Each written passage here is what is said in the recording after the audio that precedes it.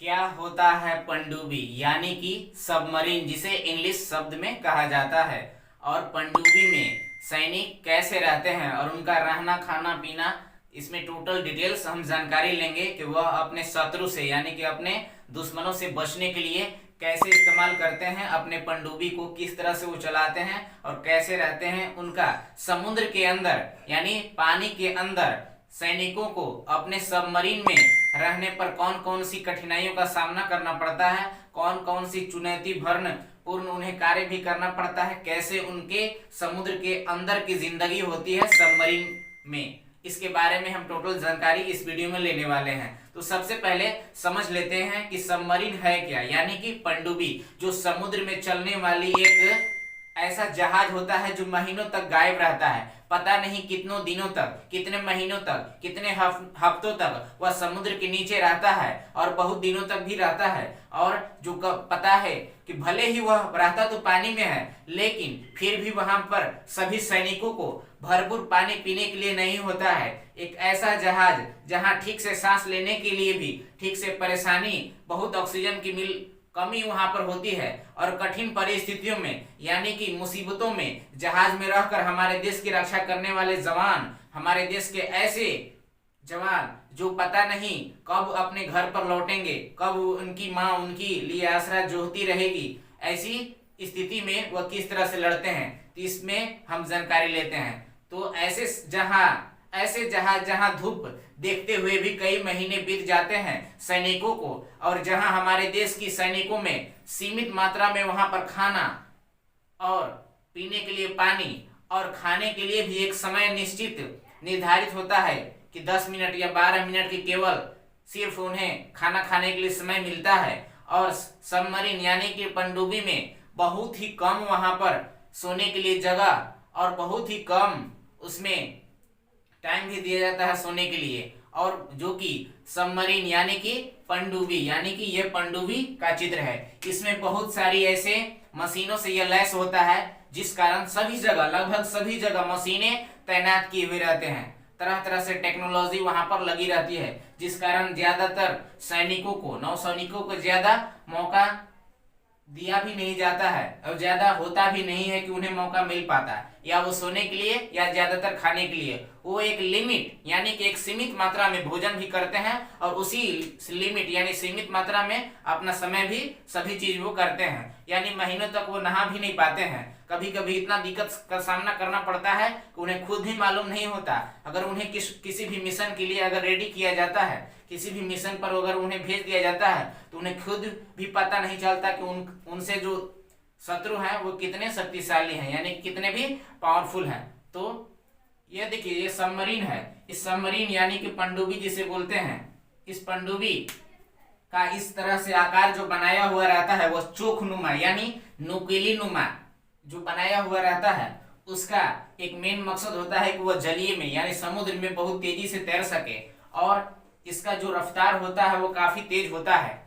इस वीडियो में मैं आपको बता दूं कि हमारे देश के नौसैनिक जो सीमित मात्रा में भोजन, कुछ घंटों के लिए नींद बहुत ही कम लेते हैं और हफ्तों बिना नहाने रहना उन्हें पड़ता है, अपने ऐसी कठिन परिस्थिति में रहकर भी कैसे अपने देश की सेवा करते हैं, कैसे काम करता है पनडुब्बी यानी कि सबमरीन, कैसे काम करता है पनडुब्बी यानी कि सबमरीन चलाने वाली एक जहाज होती है, जिसमें हिंदी में पनडुब्बी कहते हैं इसे, सबमरीन को। समुद्र की गहराइयों में यह गोता लगाते हुए रहता है बहुत अंदर तक। लगभग कुछ ऐसे भी सबमरीन होते हैं जो लगभग 300 फीट समुद्र के नीचे गहराई में भी चले जाते हैं। 300 फीट लगभग वो चले जाते हैं। पनडुब्बियों का इतना मजबूत बनाया जाता है इनके साइज के अनुसार, इनके जो समुद्र में, ताकि वो ऑक्सीजन मिल सके अच्छी तरह से, प्रचुर मात्रा में इन्हें मिल सके, कि पानी के भीतर कई टन के पानी का दबाव यानी कितना भी पानी का अगर प्रेशर इस पर आए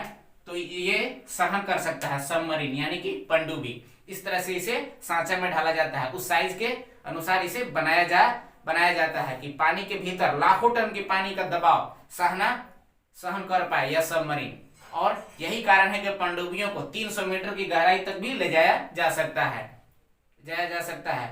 और पहली बार 1602 ईस्वी में एक डच वैज्ञानिक ने पनडुब्बी का सबसे पहले जो आविष्कार किया था, 1602 ईस्वी में 1602 ईस्वी में डच नामक वैज्ञानिक ने किया था। और जो उसका लकड़ी का सबमरीन वो बनाया था, और उसका जो सतह था यानी कि यह ऊपरी हिस्सा जो सतह था वह चमड़ी का बनाया था, चमड़ी की सतह से लैस किया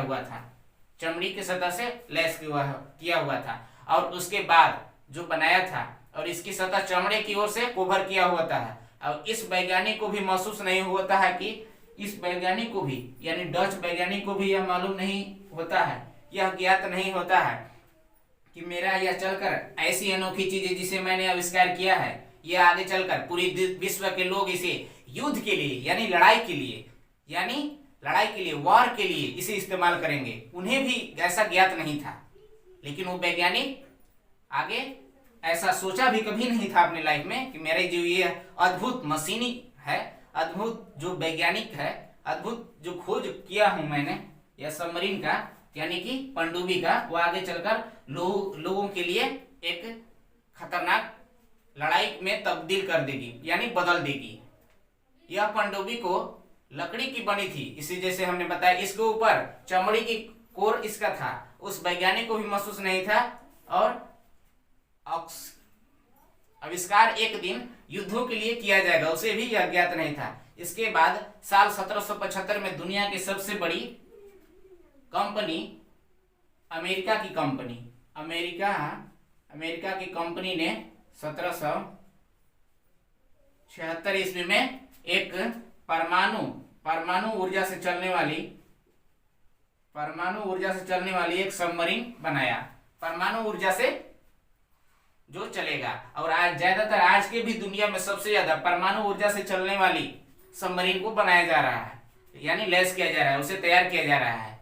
और पनडुब्बी जो था वो पारदर्शी भी बनाया जा रहा है। पारदर्शी का मतलब होगा कि जिसके आर पार देखा जा सके, यानी अपने शत्रु को भी वो काफी दूर तक, लगभग 600 मीटर की लंबी दूरी तक भी उसे पारदर्शी के माध्यम से हम देख सकते हैं सबमरीन के द्वारा। उसमें बहुत सारी जो मशीनें लगी हुई होती है, और इसे ऐसी भी विकासी और मशीनें इसमें लैस हुई रहती है। ये इस पनडुब्बी की इस आकार से बनाया जाता है कि यह ऑक्सीजन की जरूरत को यानी हवा की जरूरत को पानी के अंदर ही पूरा करता है, समुद्र के भीतर ही यह पूरा अपना कर लेता है ऑक्सीजन की कमी को। और इसकी जो विज्ञान की सबसे इतनी तरक्की के बाद वैज्ञानिकों ने समुद्री जल से इसे ऑक्सीजन ग्रहण करने की पनडुब्बियों का भी यह निर्माण कर दिया, और परमाणु ऊर्जा से चलने वाली मशीनों का इसमें लैस कर दिया, पूरा भरपूर कर दिया। यही कारण है कि पनडुब्बियों हफ्ते तक नहीं और कोई महीने इसे पानी के अंदर रहने की जरूरत पड़ती रहती है। इसकी क्षमता इस तरह से बनाई जाती है कि अगर इस दौरे में सभी परमाणुओं की ऊर्जा से चलने वाली पनडुब्बियों को बनाया जा रहा है, तो इस मॉडर्न टेक्नोलॉजी की सहायता से जो उपयोग में लाई जा रही है ताकि वो दुश्मनों को काफी दूर तक, लगभग 600 मीटर की दूरी तक भी वो देख के उन्हें ढेर कर सकते हैं। इस तरह से इन्हें बनाया जाता है। जिंदगी अब समझ लेते हैं कि सबमरीन के अंदर व्यक्ति की यानी सैनिकों की, जो नौसैनिक होते हैं जिन्हें नेवी कहा जाता है, उनको नेवी से सबमरीन में जो रहते हैं, जो जवान हमारे देश के रहते हैं, उन्हें किस तरह से उन्हें कठिन परिस्थितियों का सामना करना पड़ता है, कौन से कंडीशन, कौन सी खतरनाक उन्हें कार्य करना पड़ता है, इसके बारे में समझते हैं। जब भी कोई मिशन पर अगर उसमें नौसैनिकों को भेज दिया जाता है तो उन्हें खुद भी मालूम नहीं होता कि ये मिशन कितने दिनों में समाप्त होगा या कब शुरू होगा। अचानक किस ओर से समुद्री अटैक हो सकता है, दुश्मनों को वो किस तरह से, उन्हें भी मालूम नहीं होता कि कितने वो शत्रु जो है हमारे कितने पावरफुल है, यानी कितने भी शक्तिशाली है। देखिए, जब भी भीतर गोताखोर लोग यानी नौसेना पनडुब्बी के साथ समुद्र में अगर उतारे जाते हैं तो उन्हें धूप देखे कई दिनों हो जाते हैं, कई महीने हो जाते हैं, और उन्हें ऐसी कंडीशन में काम करना पड़ता है जहां सबमरीन बहुत अंदर तक चली जाती है। और सबमरीन के अंदर के जाने के बाद उन्हें बाहर जो भी कांटेक्ट होते हैं, जो भी संपर्क, वह कुछ समय के लिए बंद कर दिया जाता है, एकदम रोक दिया जाता है, कांटेक्ट कुछ भी ना हो नीचे। महीनों तक पानी के अंदर होने की वजह से पनडुब्बी में रहने वाले सभी सैनिकों को धूप देखने तक की नसीब नहीं हो पाती है, इतना दिक्कत उन्हें करना पड़ता है। और समुद्र के भीतर गोता लगाते हैं। समुद्र की गहराइयों में उनकी बाहर दुनिया से संपर्क टूट जाता है और खत्म हो जाता है। सभी सैनिकों को जब किसी मशीन पर भेजा जाता है, मिशन पर भेजा जाता है मशीनों के द्वारा लैस से, तो उन्हें खुद भी मालूम नहीं होता कि उनका मिशन कितनों दिनों तक है और उन्हें किन शक्तिशाली दुश्मनों का सामना करना पड़ सकता है और उन्हें वापस लौटने की भी संभावना मालूम नहीं पड़ती है। कई हफ्तों तक नाकाम और बिना नहाए हुए भी रहना पड़ता है। हर सैनिकों के लिए उसमें हर तरह से सुविधा रहता है, लेकिन बहुत ही कम सुविधा हो पाता है। और समझ लेते हैं इंडिया का जो पहला नौसैनिक जो तैयार किया गया था वो कब किया गया था। वह कलवरी था जो 1967 में इस्तेमाल किया गया था, जो लगभग 30 साल तक चला था। 30 साल के बाद भारतीय नौसेना यानी कि पनडुब्बी जो बनाया गया था कैलवरी नाम का, जो 1967 में 30 साल तक चला। उसके बाद 31 मार्च 1996 को उसे रिटायर कर गया, यानी उसे हटा दिया गया। आई होप इस वीडियो में हमने जाना कि हमारे देश के जो वीर सिपाही, वीर सैनिक जो पनडुब्बी में किस तरह से समुद्र में रहते हैं और उन्हें किन किन कठिनाइयों का सामना करना पड़ता है और वे उसमें किस तरह से दुश्मनों से निपटते हैं, यानी कि उनसे वे बचते हैं और उनका ढेर करते हैं। तब तक के लिए मिलते हैं अपने नेक्स्ट वीडियो में।